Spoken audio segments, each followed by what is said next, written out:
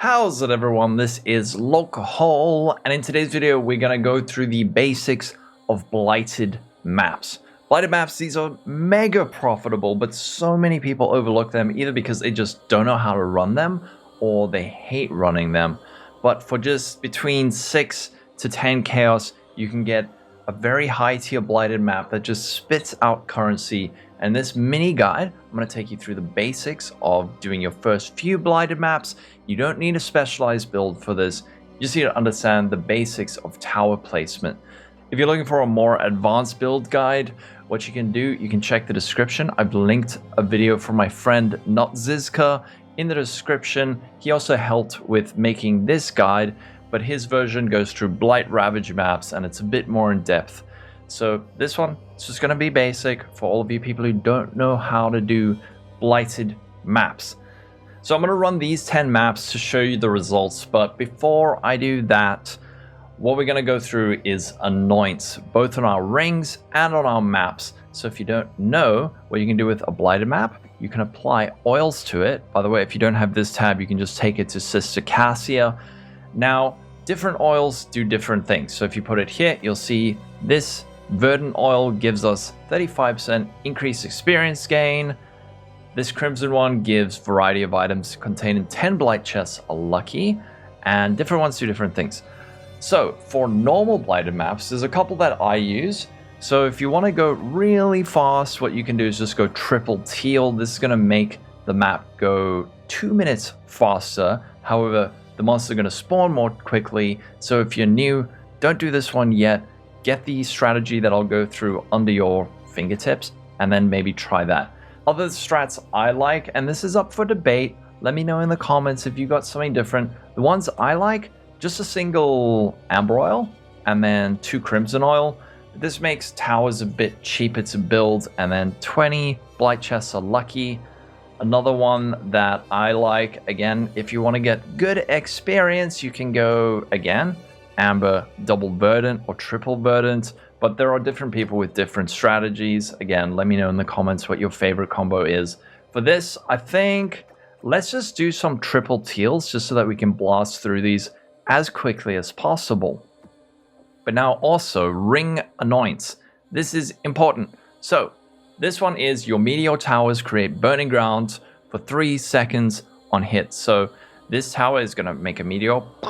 It's going to hit the ground, leave burning ground. And what's good about this burning ground is it penetrates fire immunities. I am going to go through immunities when we're in a map, but this highest DPS also penetrates immunity. It's best in slot. This one, your chilling towers freeze enemies for 0.2 seconds while they are affected by chilling beams. This is going to help us slow down monsters that are immune to stun towers, which are going to be our primary strategy for keeping monsters in place.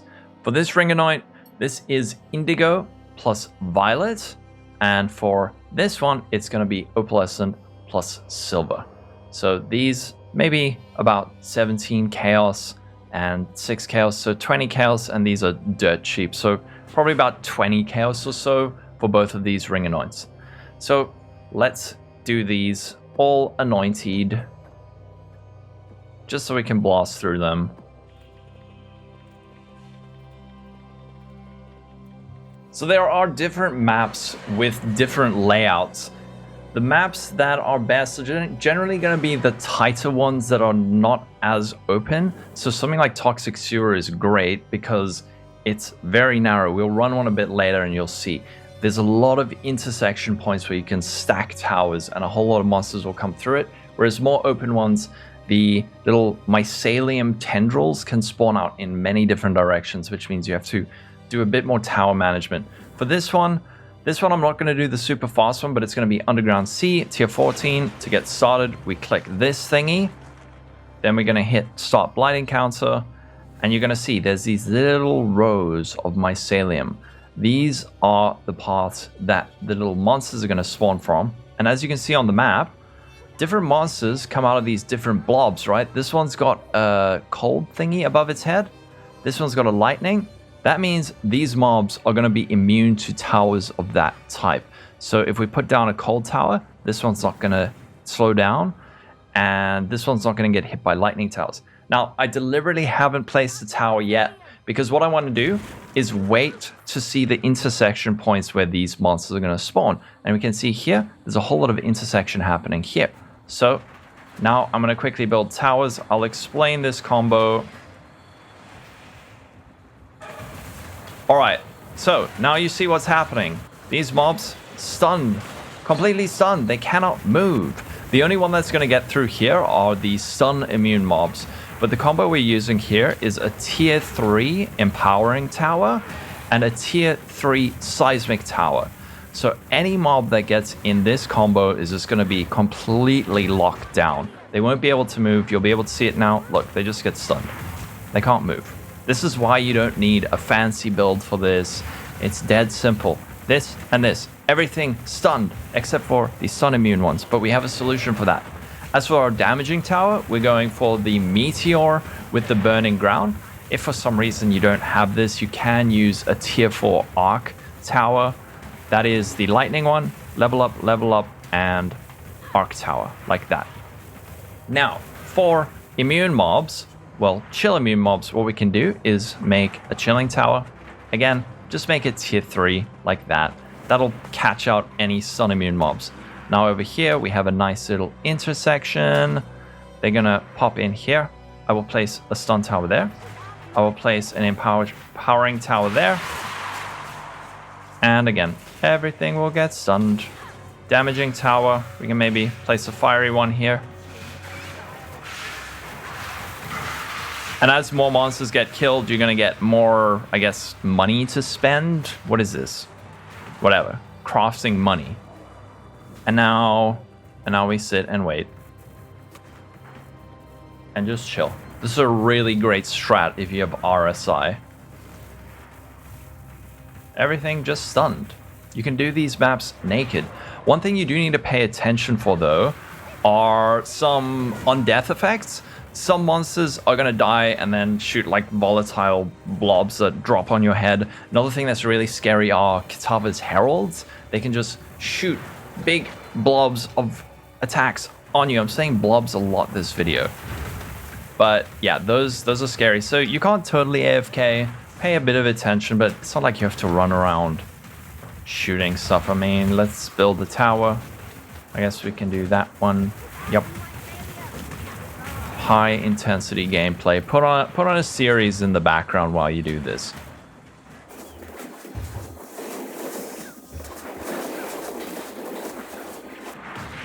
I guess we can place more towers.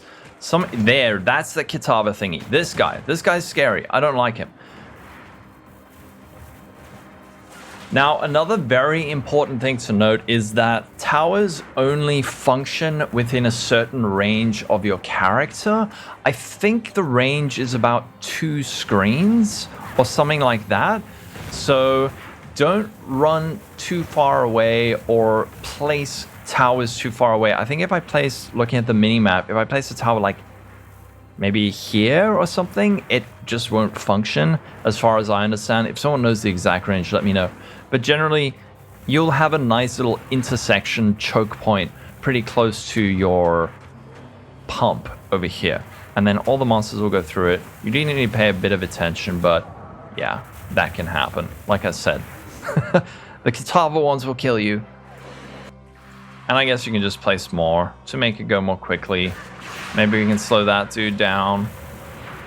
And it's important, don't level the stun tower or this tower, the empowering tower, past level 3. Otherwise the Stunlock thing won't work.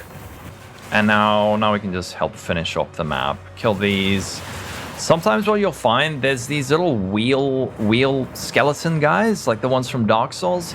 They often get stuck. And you'll have to go finish them off. So yeah, while we're waiting for these last few mobs to go, the points in order. Spawn the first wave by clicking this little button. Then wait, see where the intersection points are going to happen. There's no huge rush to place your first few towers. Wait for the intersection points to spawn. Then place a tier 3 empowering tower. This has a circle. This is the radius in which it affects other towers. So place then a tier 3 seismic tower within that range, and then build a tier 4 meteor tower. It's pretty much that easy. And then next to your pump, place a tier 3 chilling tower. That should be enough. Now, if you're in this situation where it's pretty much over, but apparently it's not, what you need to do is follow the more sort of yellow dots, and you'll see there'll probably be, yeah, these stupid wheel skeletons, man. They can be a bit scary. Try to stay away from them.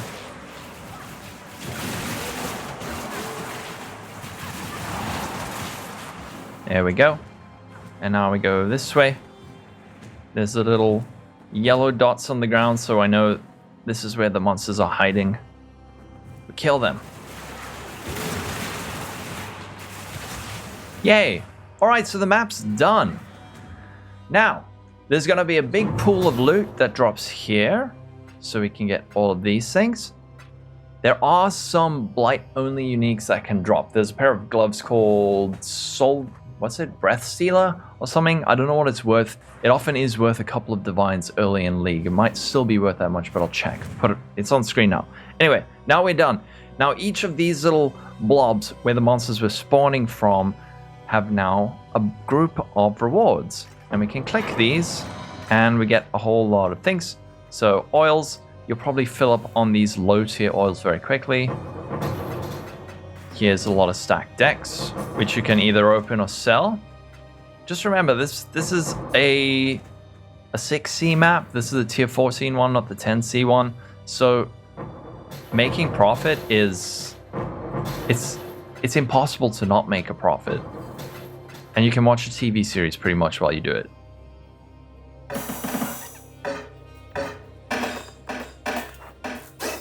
Also, Blight Ravaged maps drop sometimes. These are worth about, I don't know, 12, 13, 14 chaos. So this single drop pays for 2 of these maps. Or you can run it yourself at a later stage if you want. Oh, yep. This Vault Temple probably also worth about 10 chaos, so that alone also pays for it. So no crazy drops on this one, but at least now you know how to do it. So I'm going to run these other ones. I'm not going to roll them white. These have to be rolled, but that's basically how you do it. One very, very, very important thing when rolling your maps. I can't overstate this. There is a modifier that says monsters cannot be stunned. Let's see if we can get that. If you see that mod, re-roll your map, because monsters not being able to be stunned means that our little perma-stun combo will brick. I'm gonna roll for it so you can see. I'm wasting chaos trying to hit a bad mod. Whatever. If you see the mod, monsters cannot be stunned, don't run it. Also, another thing, tainted oils. If you want to find tainted oils, you're gonna have to run your maps corrupted. Just important. Do not corrupt your maps before you anoint them. Anoint them, then corrupt them. Otherwise, you're going to be very sad. So let's corrupt. I'm going to run these maps and I'll be right back with the results. Alrighty, we're back. We've done our 10 little blighted maps. They took us just over an hour. It was an hour and 10 minutes or so. And here are our results. So we got a whole lot of essences, a couple of little maps over here. Few div cards. These are all the ones that are worth over a chaos. We got a 2120 gem, double strike, not very good. A few fossils, no really good oils. We got 1 silver, which is worth, let's see, 14 chaos. This one 4.5. Crimson, a few scarabs, a couple of the blight uniques, a couple of blight ravaged maps, and currency. Here we go. You can see, got a bunch of chaos. We got 2 divine orbs. We got a few of these things, 71 stack decks, lots of little stuff, even a few of these things. But let's have a look at Exilence next for a more accurate look. So as you can see, our 10 blighted maps, which cost a grand total of 100 chaos, actually a bit less, but let's just say 100 chaos, netted us 1,018 chaos or profit. Now realistically, we're not going to sell all of this stuff, but a lot of it we can sell. So stack decks, I'm going to open. If you don't want to open them, you could get 100 chaos for them. Chaos orbs, orbs of fusing, all of these little things add up. So this is where the money is coming from. You're not going to use all of it, but like I said, it adds up. Also, it's not taking into account things like bulk. if we do a lot of these maps, we should get a lot of essences, and if you have a lot of essences, you can sell them for a higher price. So yeah, like I said, 10x returns. I wasn't exaggerating. You find divine orbs, you find chaos orbs, you find everything. By the way, before we go, in the description, I'm also going to link a spreadsheet which goes over this strategy in a written format, which is easier for some people to follow. I'm also going to update that with any suggestions that people may leave in the comments. If someone feels like, hey, you could do this rather, you could anoint your maps with this rather, I will add that to the document. It's going to be easier than recording a new video. So just check the description for that. And once again, if you want to go for Blight Ravaged maps, maybe more advanced strategies, check the link in the description for my friend notZizka's video. And that's going to be it for this video. If you enjoyed it, please like and subscribe. Check out my Twitch, my Patreon, all of that stuff. Have a wonderful day, everyone. Let me know how this track goes for you. Bye-bye.